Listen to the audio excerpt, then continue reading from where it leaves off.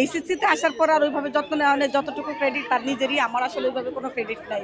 অনেক মজা লাগতেছে, সন্তান রেজাল্ট ভালো করছে, খুবই ভালো লাগতেছে আলহামদুলিল্লাহ।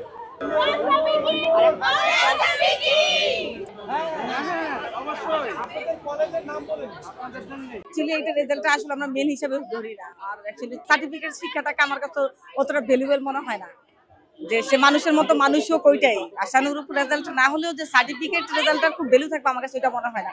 ভালো খারাপ মিলিয়েই তো একটা মানুষ মানবিক কেমন হলো সেটা হচ্ছে আমার কাছে বড় ব্যাপার, যে আমার বাচ্চা মানবিক কেমন হলো। International Standard University, New Dimensions in Education. আমার বড় মেয়ে ঢাকা ইউনিভার্সিটি লেখাপড়া করছে, মেজো মেয়ে কুয়েট থেকে পড়ছে, কিন্তু আইবিএ থেকে মাস্টার্স করছে।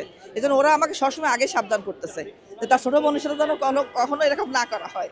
তা আমি অবশ্যই আমি এরকম করবো না। মানে গত রাত্রে আমার মেয়ে আমাকে একটা পাঠাইছে, ওই যে আনাসের একটা দিছে যে আঙ্কেল আন্টি শুনে করে বলছে যে রেজাল্ট খারাপ হলে ওরা আত্মহত্যা করতে পারে। তা আঙ্কেল আন্টিদের সেটা কথা বলি যে আপনারা বাচ্চাদের বলেন না, তাতে আমি আগে থেকেই বলবো না, এটা আমি আগে থেকেই বলছি যে আমি বলবো না। তারপর বড় দুই মেয়ে আমাকে আজকে দোষারোপ করতেছে যে তুমি আমাদের বলতা, কিন্তু আমার ছোটো বোনটাকে বলে না।